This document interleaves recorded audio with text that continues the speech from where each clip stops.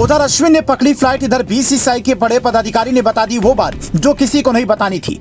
कोहली लौटे घर तो सबने कहा कि गोपनीयता का करे सम्मान, फिर अश्विन की अंदर की बात कैसे हो गई। अब 10 खिलाड़ी के साथ ही रोहित को करना होगा मैच फतेह। अश्विन का रिप्लेसमेंट मिलना क्यों हुआ मुश्किल।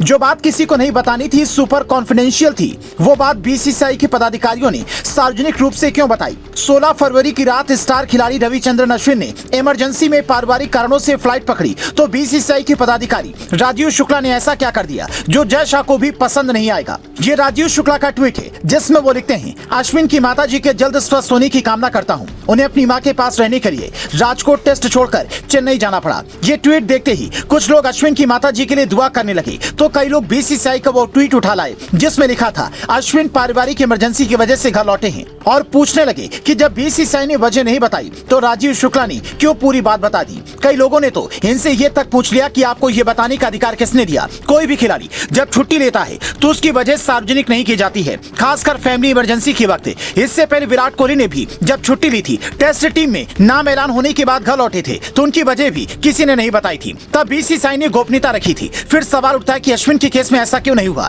क्या विराट ज्यादा महान बल्लेबाज हैं इसीलिए उनके मामले में गोपनीयता रखी गई और महान स्पिनर अश्विन के लिए इस नियम को ताक पर रख दिया गया। अब हर कोई यही दुआ कर रहा है कि 38 साल के रविचंद्रन अश्विन की मां चित्रा की तबीयत जल्द ठीक हो।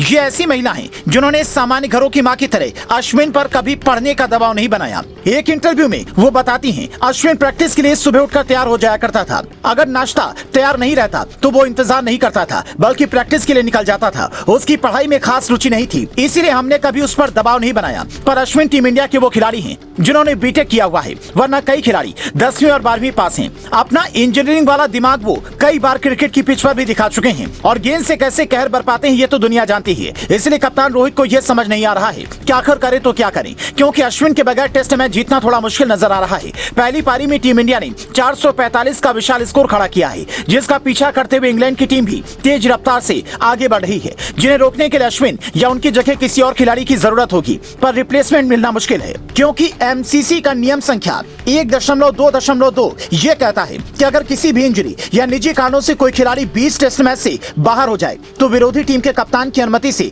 नए खिलाड़ी की एंट्री हो सकती है। पर इसी के साथ नियम 1.2.1 ये कहता है कि टॉस के वक्त ही 12वें खिलाड़ी का नाम देना होगा, लेकिन इस मैच में रोहित शर्मा ने ऐसा नहीं किया। जानकारी के मुताबिक कप्तान रोहित ने सिर्फ 11 खिलाड़ियों का ही नाम दिया था, इसीलिए अब 10 खिलाड़ियों के साथ उन्हें आगे का मैच खेलना होगा। 11वें खिलाड़ी के तौर पर उन्हें सिर्फ फील्डर मिल सकता है। अब ये गलती कितनी भारी पड़ेगी ये देखने वाली बात होगी। फिलहाल अश्विन की माता जी के लिए दुआएं कीजिए और बताइए कि क्या बीसीसीआई के पदाधिकारी को इस तरह से जानकारी सार्वजनिक करनी चाहिए या नहीं।